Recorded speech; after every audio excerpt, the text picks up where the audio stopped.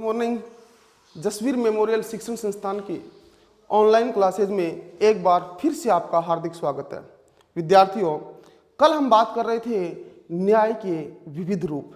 न्याय के विविध रूपों में कल हमने बात की थी नैतिक न्याय की, कानूनी न्याय की, राजनीतिक न्याय की और सामाजिक न्याय की। अब सामाजिक न्याय के बाद में हम अध्ययन करेंगे किसका?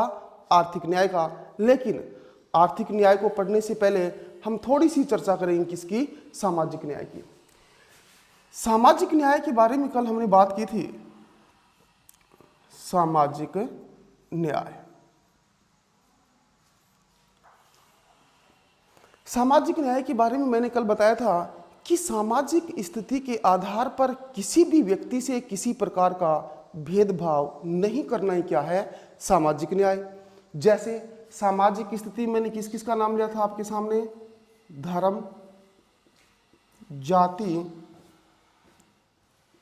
लिंग, वंश। यानी कि धर्म, जाति, लिंग, वंश के आधार पर किसी प्रकार का भेदभाव नहीं करना ही क्या है? सामाजिक न्याय। उसके बाद में हमने बात की थी कि सामाजिक न्याय है, इसमें एक बात विशेष तो याद रखना, एक विद्वान जो अभी थोड़े दिन पहले या एक दो दिन पहले मैंने बताया था आपको, जॉन रॉल्स। जॉन रॉल्स जो है वो किसको? सामाजिक न्याय को। जॉन रॉल्स सामाजिक न्याय को विशेष महत्व प्रदान करते हैं। अब यहां से एक नंबर का छोटा क्वेश्चन पूछा जा सकता है। जैसे मैं आपसे पूछूं, निम्न में से जॉन रॉल्स किस न्याय के प्रमुख समर्थक हैं? मैं कहूं आर्थिक न्याय, राजनीतिक न्याय, नैतिक न्याय और एक ऑप्शन रहेगा मेरा सामाजिक न्याय। तो जॉन रॉल्स का नाम आते ही आपका आंसर क्या होना चाहिए? सामाजिक न्याय। अब हम बात करेंगे सामाजिक न्याय के बाद में जो हमारे अंतिम स्वरूप न्याय का वो कौन सा है? आर्थिक न्याय। देखो, आर्थिक न्याय,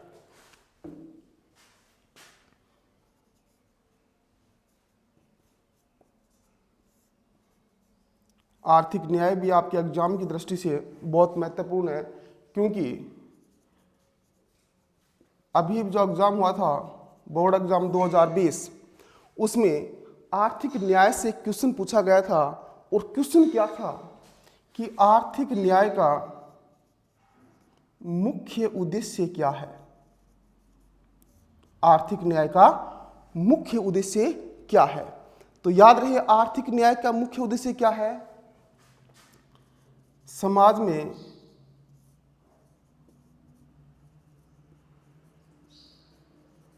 आर्थिक आधार पर, समाज में आर्थिक आधार पर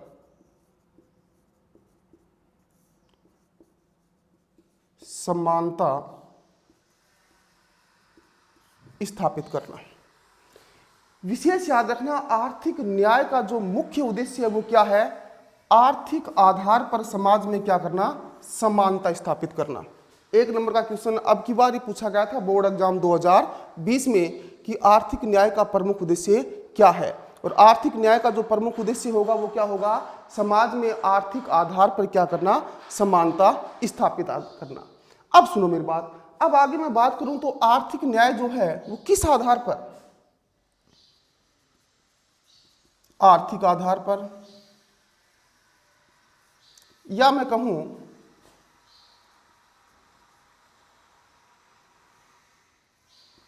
धन संपत्ति के आधार पर,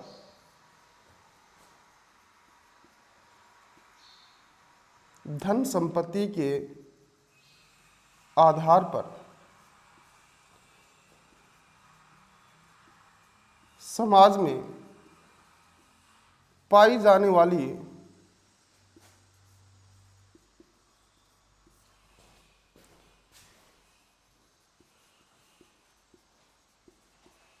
असमानता की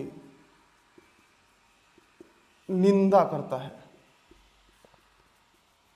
ध्यान से देखो क्या लिखना आपको कि आर्थिक न्याय जो है वो आर्थिक आधार पर कहूं या मैं कहूं धन संपत्ति के आधार पर समाज में जो असमानता पाई जाती है उस असमानता की निंदा कौन करता है?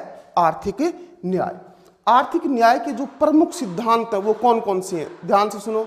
आर्थिक न्याय के प्रमुख सिद्धांतों को मैं तीन सिद्धांत मान सकता हूं। सबसे पहली बात कि जब भी आर्थिक संसाधनों का वितरण होता है तो उसमें व्यक्ति की आय का क्या होना चाहिए? ज्ञान होना चाहिए। धन संपत्ति की क्या होनी चाहिए? नॉलेज होनी चाहिए। दूसरा, आर्थिक न्याय जो है वो गरीब और अमीर के बीच, कौन कौन से के बीच?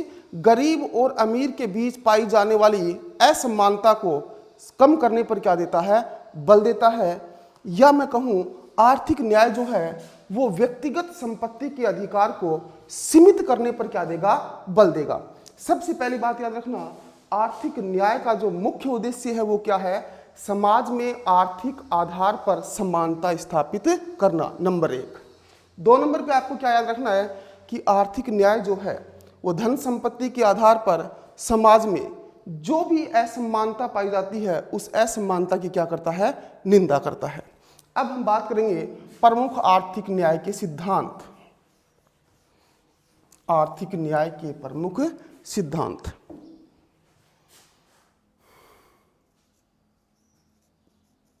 आर्थिक न्याय के प्रमुख सिद्धांत। नंबर 1,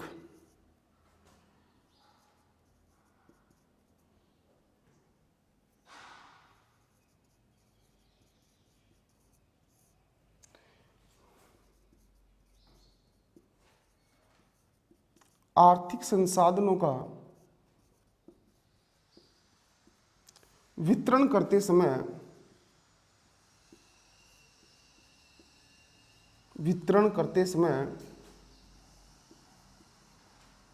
व्यक्ति की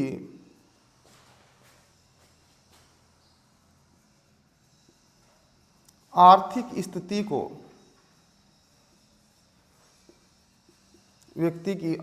स्थिति को ध्यान में रखा जाना चाहिए। ध्यान से देखो, आर्थिक न्याय का जो प्रमुख सिद्धांत नंबर 1 लिखा, वो क्या लिखा हमने कि आर्थिक संसाधनों का वितरण करते समय व्यक्ति की आर्थिक स्थिति को ध्यान में रखा जाना चाहिए। इसका मतलब जो आर्थिक रूप से कमजोर है, उस वर्ग को क्या मिलना चाहिए? ज्यादा फायदा मिलना चाहिए, ज्यादा लाभ मिलना चाहिए। यानी कि एक राज्य व्यवस्था का यह कर्तव्य है कि आर्थिक रूप से जो कमजोर वर्ग हैं उनको क्या मिलना चाहिए? ज्यादा लाभ पहुंचाना चाहिए। या मैं कहूं आर्थिक न्याय के अंतर्गत व्यक्ति की जो न्यूनतम आवश्यकताएं हैं उन न्यूनतम आवश्यकताओं की क्या होनी चाहिए? पूर्ति। जॉन रॉल्स ने कहा था ना कि जो हीनतम स्थिति में है उसको अधिक से अधिक क्या मिलना चाहिए? लाभ। वही सिद्धांत यहाँ पे काम करता है आर्थिक न्याय के अंतर्गत कि जो आर्थिक रूप से कमजोर वर्ग है उसको अधिक क्या मिलना चाहिए? लाभ मिलना चाहिए। इसीलिए कहते हैं कि आर्थिक संसाधनों का वितरण करते समय व्यक्ति की आर्थिक स्थिति को ध्यान में रखा जाना चाहिए। नंबर 2 सिद्धांत। अगर नंबर 2 सिद्धांत की मैं बात करूं तो आर्थिक न्याय जो है, आर्थिक न्याय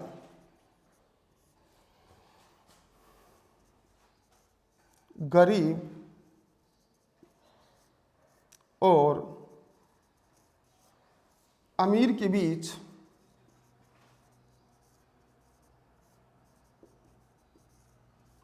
पाई जाने वाली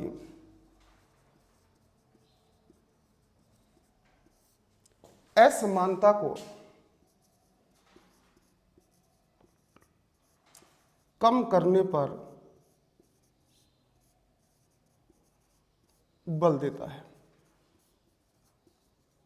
ध्यान से देखो, आर्थिक न्याय का नंबर 2 सिद्धांत लिखा मैंने कि आर्थिक न्याय जो है वो गरीब और अमीर के बीच में जो असमानता पाई जाती है उस असमानता को कम करने पर क्या देता है? बल। या मैं कहूं कि गरीब और अमीर के बीच की जो खाई बहुत अधिक चौड़ी हो गई है उस खाई को कम करने पर क्या देता है आर्थिक न्याय? बल देता है कि उनके बीच का जो अंतर है वो क्या हो? कम हो। क्योंकि आर्थिक न्याय के बिना हो क्या रहा है कि गरीब है वो और अधिक गरीब हो रहा है और अमीर है वो और अधिक क्या हो रहा है, अमीर। मेरे कहने का मतलब उनके बीच का जो अंतर है वो बहुत ज्यादा क्या हो गया, बढ़ गया। इसलिए आर्थिक न्याय इस बात पर बल देता है कि गरीब और अमीर के बीच का जो अंतर है उसको क्या किया जाए, कम किया जाए। नंबर 3,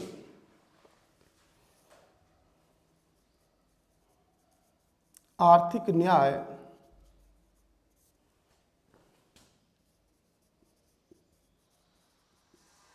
व्यक्तिगत संपत्ति के अधिकार को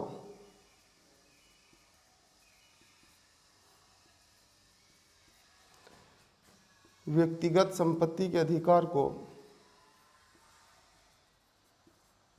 सीमित करने पर बल देता है। देखो आर्थिक न्याय का सिद्धांत नंबर 3 कि आर्थिक न्याय जो है वो व्यक्तिगत संपत्ति के अधिकार को सीमित करने पर क्या देता है, बल। यानी कि एक व्यक्ति है वो अनावश्यक रूप से संपत्ति को एकत्रित ना करे। इसलिए मैं कह सकता हूं कि आर्थिक न्याय व्यक्तिगत संपत्ति के अधिकार को सीमित करने पर क्या देता है, बल। ये हुई हमारी आर्थिक न्याय। फिर से देखो एक बार, मैंने कहा आर्थिक न्याय का जो प्रमुख उद्देश्य है वो क्या है, आर्थिक आधार पर समाज में क्या करना, समानता स्थापित करना। आर्थिक न्याय जो है वो समाज में धन संपत्ति के आधार पर जो असमानता पाई जाती है उस असमानता का आर्थिक न्याय क्या करता है, विरोध करता है। आर्थिक न्याय के मुख्य रूप से सिद्धांत कौन कौन से हैं कि एक राज्य व्यवस्था को या सरकार को यह ध्यान में रखना चाहिए, या मैं कहूं कि आर्थिक संसाधनों का वितरण करते समय, जब आर्थिक संसाधनों का वितरण होते हैं तो उस समय व्यक्ति की आर्थिक स्थिति को ध्यान में रखा जाना चाहिए। नंबर 2 बात, आर्थिक न्याय जो है वो गरीब और अमीर के बीच में जो असमानता पाई जाती है उस असमानता को कम करने पर बल भी कौन देता है, आर्थिक न्याय। नंबर 3 बात, आर्थिक न्याय जो है वो व्यक्तिगत संपत्ति के अधिकार को सीमित करने पर क्या देता है, बल। अब मैंने कहा कि आर्थिक न्याय का प्रमुख उद्देश्य है आर्थिक आधार पर समाज में समानता स्थापित करना। लेकिन मैं वर्तमान समय की बात करूं, व्यवहारिक रूप की बात करूं या वास्तविक स्थिति की बात करूं तो वास्तविक स्थिति यह है कि आज भी अमीर और गरीब के बीच का जो अंतर है वो कम नहीं हुआ है। यानी कि वास्तविक रूप से वो असमानता खत्म नहीं हुई है। तो ये थी हमारी कौन सी न्याय, आर्थिक न्याय। इसी के साथ हमारे न्याय के जो विविध स्वरूप थे वो कंप्लीट हुए। अब इस चैप्टर का एक अंतिम टॉपिक है, वो क्या है उसकी चर्चा हम करेंगे। देखो जब से हम न्याय को शुरू किया था तब से लेके अब तक हम न्याय के महत्व को पढ़ते आ रहे हैं। किसको पढ़ते आ रहे हैं, न्याय के महत्व को। लेकिन फिर भी कुछ प्रणाली ऐसी हैं जहां पर न्याय की चर्चा करना क्या है, व्यर्थ है या मैं कहूं कि निरर्थक है। मान लीजिए एग्जाम में आपसे क्वेश्चन पूछ लिया जाए कि उन प्रणालियों का उल्लेख कीजिए जहां पर न्याय की चर्चा करना क्या है, व्यर्थ है या मैं कहूं निरर्थक है।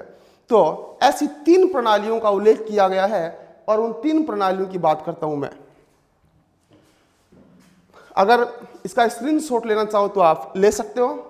आर्थिक न्याय के प्रमुख सिद्धांत, हो सकता है आपसे पूछ ले जाए आर्थिक न्याय का प्रमुख उद्देश्य क्या है, या हो सकता है आपसे पूछ ले कि आर्थिक न्याय को स्पष्ट कीजिए, तो आपको ये सारी बातें लिखनी है।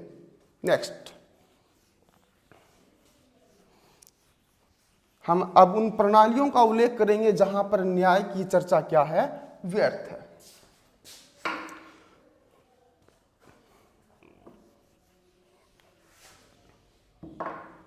देखो मैंने कहा वो मुख्य रूप से कितनी प्रणाली हैं, 3 प्रणाली। नंबर 1 शुद्ध सत्तावाद प्रणाली, ध्यान से देखते जाइए। नंबर 2 शुद्ध प्रतिस्पर्धात्मक प्रणाली,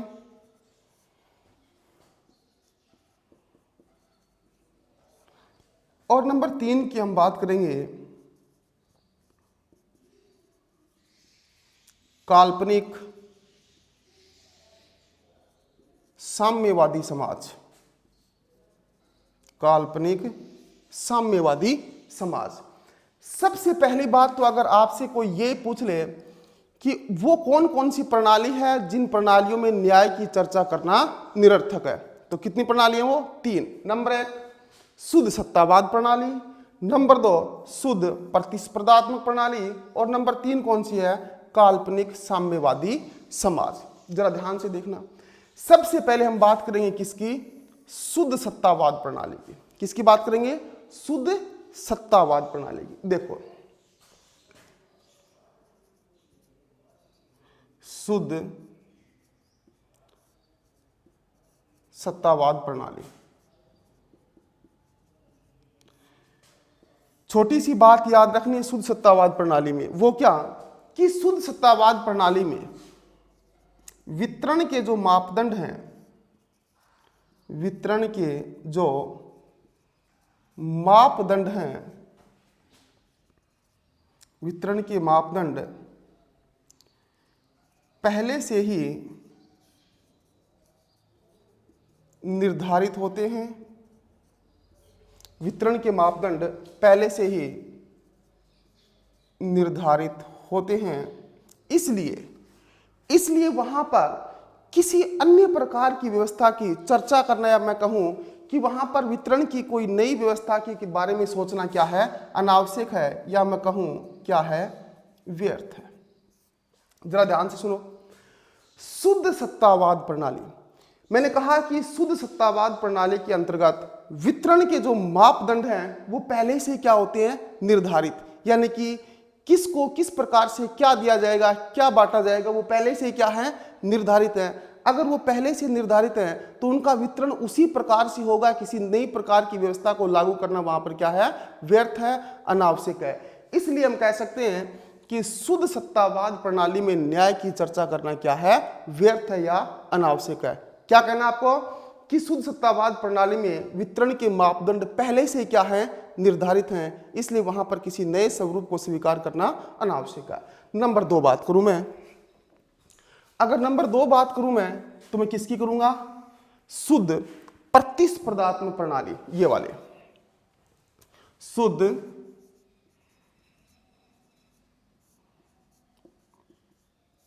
प्रतिस्पर्धात्मक प्रणाली।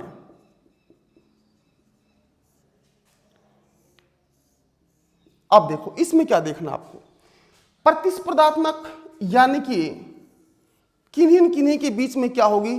प्रतिस्पर्धा होगी, कंपटीशन होगा आपस में। तो क्या लिखोगे इसमें वितरण के जो मापदंड हैं, इसमें वितरण के मापदंड किस पर निर्भर होते हैं? ध्यान से देखना, बाजार शक्तियों की परस्पर क्रिया पर निर्भर करते हैं।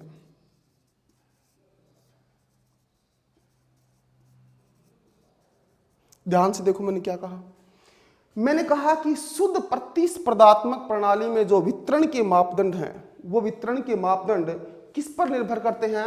अंडरलाइन कर लेना, बाजार शक्तियों की परस्पर क्रिया पर। बाजार शक्तियों की परस्पर क्रिया पर निर्भर करते हैं, इसलिए वहां पर भी किसी नए स्वरूप या किसी न्याय के नए स्वरूप की चर्चा करना व्यर्थ है, निरर्थक है, या मैं कहूं कि अनावश्यक है। क्यों? बाजार शक्तियों की परस्पर क्रिया यानी कि जिसमें शक्ति ज्यादा होगी या कंपटीशन में जो आगे आएगा उसी के हाथ में क्या होगी? बाजार की शक्तियां होगी। इसलिए मैं कह सकता हूं कि शुद्ध प्रतिस्पर्धात्मक प्रणाली में भी न्याय की चर्चा करना क्या है? व्यर्थ है। नंबर एक बात की थी हमने शुद्ध सत्तावाद प्रणाली की। शुद्ध सत्तावाद प्रणाली में आपको एक बात याद रखनी है कि इसमें वितरण के जो मापदंड हैं वो पहले से क्या होते हैं? निर्धारित होते हैं, इसलिए वहां पर न्याय की चर्चा करना व्यर्थ है। नंबर 2 शुद्ध प्रतिस्पर्धात्मक प्रणाली। शुद्ध प्रतिस्पर्धात्मक प्रणाली में आपको एक ही बात इसमें याद रखनी है, क्या कि इसमें जो वितरण के मापदंड है, इसमें जो वितरण के मापदंड है वो किस पर निर्भर होते हैं? बाजार शक्तियों की परस्पर क्रिया पर, इसलिए वहां पर भी न्याय की चर्चा करना क्या है? व्यर्थ है। अब हम जो तीसरी प्रणाली है या तीसरा जो रूप है वो क्या पढ़ेंगे, काल्पनिक साम्यवादी समाज। काल्पनिक साम्यवादी समाज नंबर 3।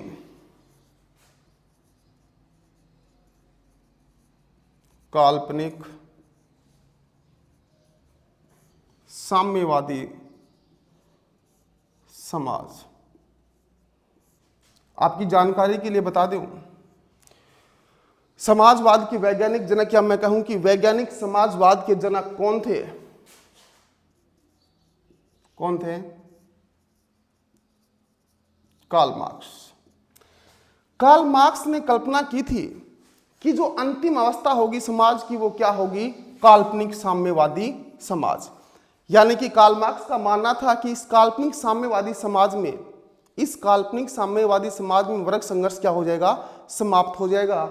या मैं कहूं कि काल्पनिक साम्यवादी समाज में सभी व्यक्तियों को अपनी अपनी आवश्यकता के अनुसार मिलेगा, या मैं कहूं कि अभाव की स्थिति एक तरह से क्या हो जाएगी, समाप्त हो जाएगी। अब सुनो ध्यान से, काल्पनिक साम्यवादी समाज में आपको लिखना क्या है, आपको लिखना है कि काल्पनिक साम्यवादी समाज में अभाव की स्थिति क्या हो जाएगी, समाप्त। यानी कि किसी के पास किसी चीज का अभाव नहीं रहेगा, किसी के पास किसी चीज की कमी नहीं रहेगी।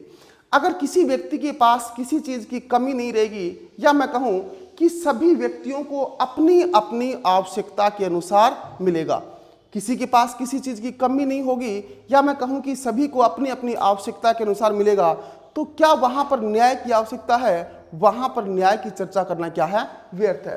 तो काल्पनिक साम्यवादी समाज के अंदर क्या कहा गया है कि इसमें अभाव की स्थिति, इसमें अभाव की स्थिति समाप्त हो जाएगी, समाप्त हो जाएगी तथा सभी को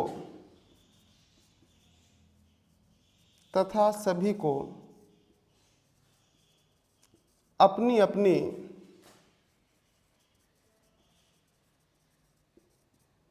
आवश्यकता के अनुसार, सभी को अपनी अपनी आवश्यकता के अनुसार मिलेगा। इसलिए ऐसी व्यवस्था में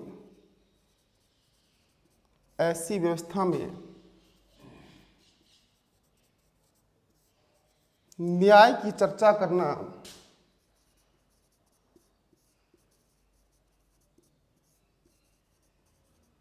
व्यर्थ है। ध्यान से देखो, मैंने 3 बात बताई आपको कि वो कौन कौन सी प्रणाली है जिनमें न्याय की चर्चा करना क्या है, व्यर्थ है। वो प्रणाली मैंने क्या क्या बताई?